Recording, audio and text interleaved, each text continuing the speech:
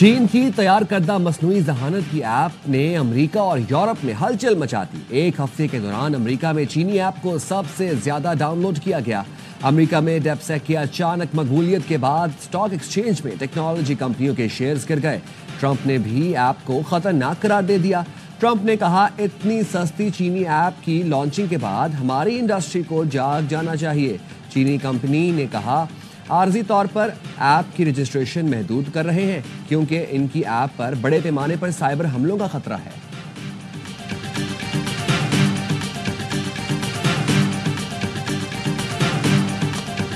National assembly میں negotiation committee, اس میں پاکستان تحریک انصاف یا اپوزیشن کی پارٹیاں حصہ نہیں لیں گی۔ ہم غور کریں گے کہ اپنی کمیٹی کو تعلیل کر دیں اگر وہ ملاقات سے گریزاں ہیں اور کسی صورت پہ آ کے ہم سے معاملات طے نہیں کرتے۔ اسپیکر ایاز صادق نے حکومت اور اپوزیشن کی مذاکراتی کمیٹیوں کا اجلاس آج بلا لیا۔ قومی اسمبلی سیکریٹریٹ کا نوٹس جاری۔ چوتھے اجلاس میں حکومتی کمیٹی کو پی ٹی آئی کے چارٹر آف ڈیمانڈ کا تحریری جواب دینا ہے۔ پی ٹی آئی کی عدم شرکت پر حکومتی کمیٹی اپنا تحریری جواب اسپیکر کو پیش کرے گی۔ پی ٹی آئی کا آج مذاکراتی کمیٹی اجلاس میں نہ جانے کا اعلان۔ اپوزیشن لیڈر عمر ایوب کہتے ہیں، حکومت سے مذاکرات ختم ہو گئے، اب کسی اجلاس میں نہیں جائیں گے۔ حکومتی کمیٹی کے ترجمان عرفان صدیقی کہتے ہیں، پی ٹی آئی والے مذاکرات کے لیے نہیں آتے تو اپنی کمیٹی تحلیل کرنے پر غور کریں گے۔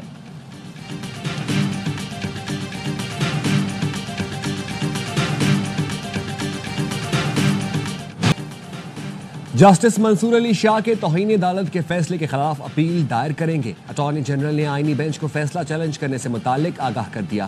اٹارنی جنرل نے بتایا، جسٹس منصور علی شاہ کے 13 اور 16 جنوری کے آرڈرز پر نظر ثانی دائر کرنے کا فیصلہ ہوا ہے۔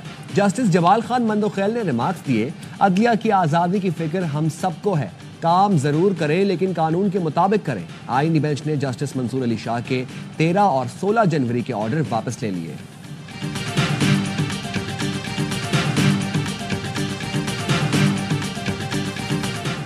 سپریم کورٹ کی جسٹس عائشہ ملک نے کسٹم ریگولیٹر ڈیوٹی کیس سننے سے معذرت کر لی، تحریری وجوہات جاری کر دی۔ کہا، بحیثیت جج ہمیں عدالتی اور انتظامی احکامات میں واضح فرق کو برقرار رکھنا چاہیے۔ یہ یقینی بنانا چاہیے کہ ہمارے احکامات پر عمل ہو، ہمارے احکامات کی کسی کے ذریعے نظر انداز یا خلاف ورزی نہ کی جائے۔ کیس نہیں سننا چاہتی تاکہ 16 جنوری کے عدالتی حکم کا تقدس محفوظ رہے۔ ترمیمی بل کو کالا قانون قرار دیتے ہوئے یکسر مسترد کر 28 جنوری بروز منگل پاکستان بھر میں مظاہرے، جلسے جلوس اور ریلیاں نکال کر احتجاج ریکارڈ کرائیں گے۔ ہماری فائنل کال ہوگی پارلیمنٹ ہاؤس کے سامنے۔ پی ایف یو جے کا پیکا ترمیمی بل کے خلاف آزادی صحافت تحریک شروع کرنے کا اعلان۔ صدر P if you J Afzal but کا کہنا تھا، آج پہلے مرحلے میں احتجاجی مظاہرے ہوں گے، کالا قانون واپس نہ ہوا تو فائنل دھرنا پارلیمنٹ کے سامنے ہوگا۔ صدر مملکت سے درخواست ہے، جب آپ کے پاس بل آئے تو اعتراض لگا کر واپس کر دیں۔ سیکرٹری جنرل ارشد انصاری کہتے ہیں، پیکا ایکٹ ڈریکونین قانون ہے، آئین کی روح کے منافی قانون کو تسلیم نہیں کیا جائے گا۔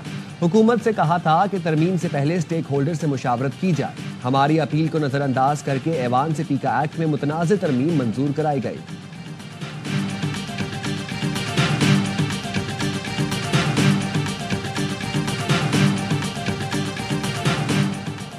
حکومت نے پیکا کالے قانون پر میڈیا سے دھوکہ کیا۔ فیک حکومت فیک نیوز کی آڑ میں فیک قانون لا رہی ہے۔ مشیر اطلاعات خیبر پختونخوا بیرسٹر سیف کہتے ہیں، حکومت پی ٹی آئی سے مذاکرات میں کیسے مخلص ہو سکتی ہے؟ وہ مذاکراتی کمیٹی کبھی کامیاب نہیں ہوئی جس میں عرفان صدیقی ہیں۔ بانی P T I Adiala jail میں آزاد اور شریف خاندان راونڈ میں قید ہو چکا۔ پیپلز پارٹی کے رہنما خورشید شاہ کہتے ہیں، پیکا ایکٹ سینٹ میں جا رہا ہے، وہاں پی پی کا موقف بھی سامنے آ جائے گا۔ شاخانہ 2 ٹرانسفر فرما دے۔ یہ مناسب ہی نہیں ہے کہ اب یہ کیس آپ سنیں جبکہ کلائنٹس کی طرف سے انسٹرکشنز آ چکی ہیں۔ انگریزی میں کہتے ہیں نا، چانسز شوڈ بی ایلیمینیٹڈ۔ تو آئی ایم شیور کہ احتیاط برتتے ہوئے جج صاحب یہی مناسب سمجھیں گے کہ کیس کسی اور بینچ کے پاس چلے جائے۔ توشہ خانہ کیس 2 میں بانی پی ٹی آئی اور اہلیہ کی بریت کی درخواست۔ بانی پی ٹی آئی اور اہلیہ کے وکیل نے کیس دوسرے بینچ کو منتقل کرنے کی استدعا کر دی۔ سماعت ملتوی۔ سلمان صفدر نے کہا، کلائنٹ کی ہدایت کے بعد یہ مناسب نہیں کہ کیس موجودہ جج سنے۔ امید ہے جج احتیاط کرتے ہوئے کیس دوسرے بینچ کو منتقل کر دیں گے۔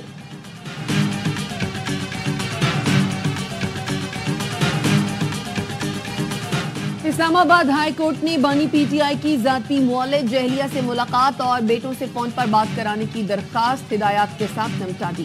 اڈیالہ جیل کے سپرنٹینڈنٹ عدالت میں پیش ہوئے اور بتایا بانی پی ٹی آئی کو کیٹیگری بی کے تحت تمام سہولتیں دی جا رہی ہیں۔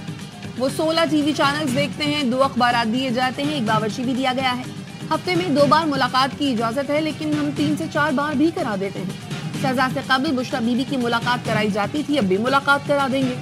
اڈیالہ میں صحت کی سہولتیں سب سے بہترین ہیں۔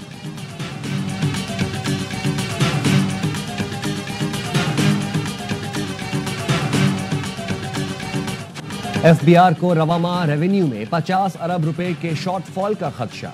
ذرائع ایف بی آر کے مطابق ایف بی آر جنوری میں 900 ارب روپے تک ٹیکس جمع کر سکے گا۔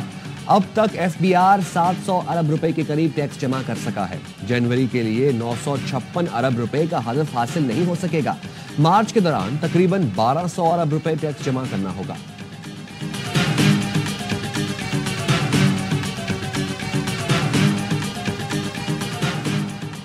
وفاقی کابینہ کا ایف بی آر کو 1087 گاڑیوں کی خریداری کی اجازت کا انکشاف۔ ایف بی آر نے پہلے مرحلے میں 1010 نئی گاڑیوں کی خریداری شروع کر دی۔ 1300 سی سی گاڑیاں افسران کے دفتری استعمال میں ہوں گی۔ ایف بی آر کو ای سی سی اور کفایت شعاری کمیٹی بھی اجازت دے چکی ہے۔ آج کے سینٹ اجلاس میں ایف بی آر کو گاڑیوں کی خریداری کا معاملہ پھر اٹھایا جائے گا۔ سینیٹر فیصل واڈا توجہ دلاؤ نوٹس پیش کریں گے۔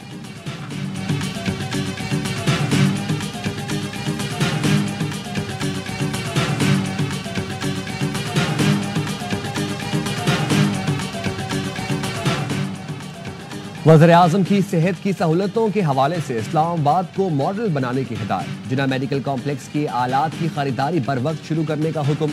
وزیراعظم کی زیر صدارت وزارت قومی صحت کے امور پر جائزہ اجلاس ہوا۔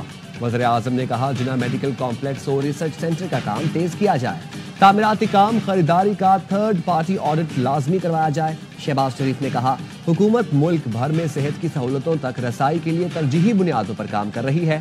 وزیراعظم کی مصروفیت کے باعث وفاقی کابینہ کا آج ہونے والا اجلاس ملتوی۔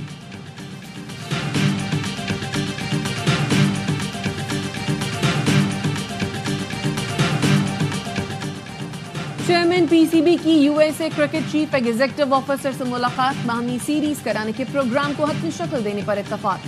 محسن نقوی نے کہا امریکہ میں کرکٹ کے فروغ کے لیے پی سی بی بھرپور تعاون فراہم کرنے کے لیے تیار ہے۔ امریکہ کے کوچز کو پاکستان میں تربیت دینے کی پیشکش۔ یو ایس اے کرکٹ سی ای او کو چیمپئنز ٹرافی میچز دیکھنے کے لیے پاکستان آنے کی دعوت بھی دی۔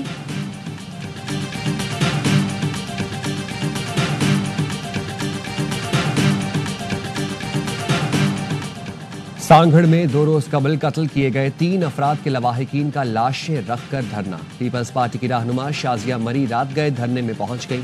شازیہ مری کی ورثاء کو ہر ممکن تعاون کی یقین دہانی۔ کہا میں آپ کے ساتھ ہوں، لاشیں دفنا دیں، آپ کی مرضی کے مطابق مقدمہ درج ہوگا۔ لواحقین کا ملزمان کے خلاف مقدمہ ہونے تک دھرنا ختم نہ کرنے کا اعلان۔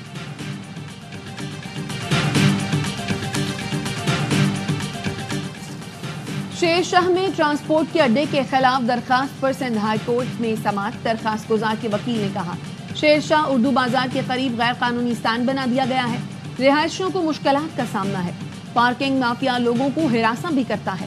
درخواست گزار نے بتایا ایڈیشنل آئی جی کو درخواست دی تھی، تاحال کارروائی نہیں ہوئی۔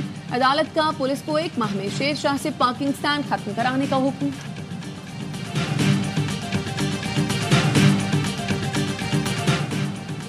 خیبر پختونخوا کے خصوصی افراد کے لیے ایک اور سہولت کا آغاز۔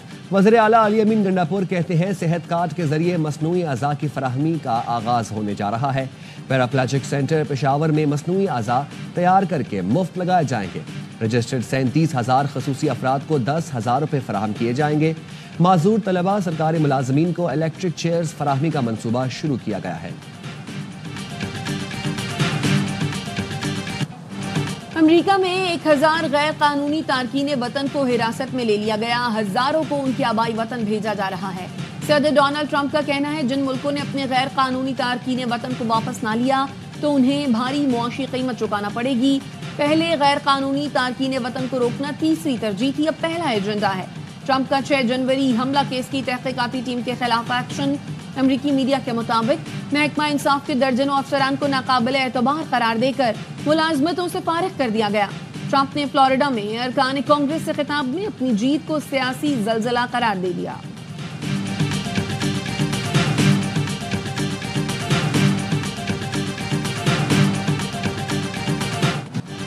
صہیونی فوج جارحیت سے باز نہ آئی، نصرات کیمپ میں گھروں کو واپس جانے والے فلسطینیوں پر فائرنگ کر دی۔ گدھا گاڑی پر گھروں کو واپس جانے والے خاندان پر فائرنگ سے 5 سال کے بچے سمیت 2 افراد شہید اور متعدد زخمی ہو گئے۔ وسطی غزہ میں بلڈوزر پر بم برسائے گئے، 1 فلسطینی شہید۔ امریکی صدر ڈونلڈ ٹرمپ نے غزہ کی تعمیر نو کے لیے مصر اور اردن سے کہا فلسطینیوں کو پناہ دیں، ہم نے مصر کے صدر کی بہت مدد کی، امید ہے وہ ہماری مدد کریں گے۔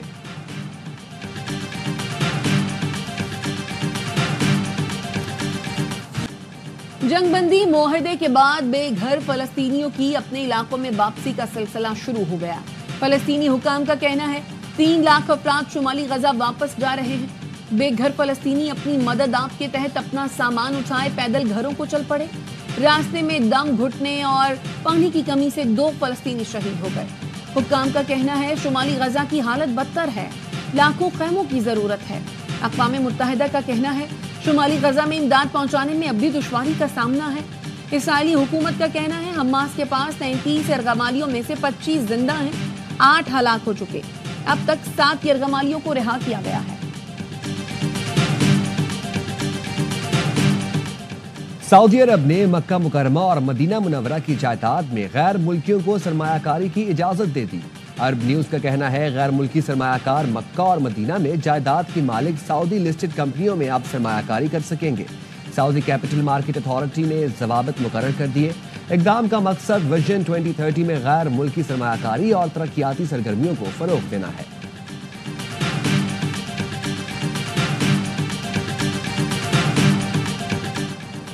نائجیریا سے امریکہ جانے والی یونائیٹڈ ایئر لائنز کی پرواز کی تکنیکی خرابی کے سبب ہنگامی لینڈنگ دوران پرواز اچانک 185 فیٹ نیچے جانے پر طیارے میں شدید جھٹکوں سے 40 مسافر زخمی ہو گئے۔ 6 کی حالت تشویشناک، طیارے کے ہچکولے کھانے اور مسافروں کی چیخ و پکار کی ویڈیو بھی وائرل۔ ایئر انڈیا کے جہاز میں فنی خرابی، اے سی بند ہونے سے مسافروں کا پارا ہائی ہو گیا، پائلٹ کاکپٹ میں چھپ گیا، مسافروں نے طیارے کے دروازے کو خوب پیٹا۔ ممبئی ایئرپورٹ پر کھڑے طیارے میں مسافر 5 گھنٹے تک پھنسے رہے۔ I C C men's one day cricketer of the year کا ایوارڈ پہلی بار افغان کھلاڑی کے نام، افغانستان کے آل راؤنڈر عظمت اللہ عمرزئی نے ایوارڈ جیتا۔ نیوزی لینڈ کی Amelia Kerr I C C women cricketer of the year قرار۔ Amelia Kerr women T20 world cup میں پلیئر آف دی ٹورنامنٹ بھی بنی تھی۔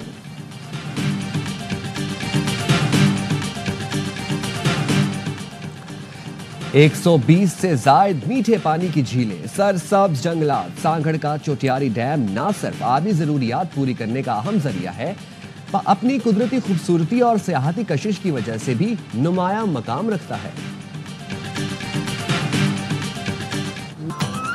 اور منفرد اسلوب، جداگانہ ترنم، نہ کوئی بے مثال، دل کا چھونے والا انداز، دنیائے سخن کا ایک معترف نام، اردو کے ممتاز شاعر مظفر وارثی کو دنیا چھوڑے 14 برس بیت گئے۔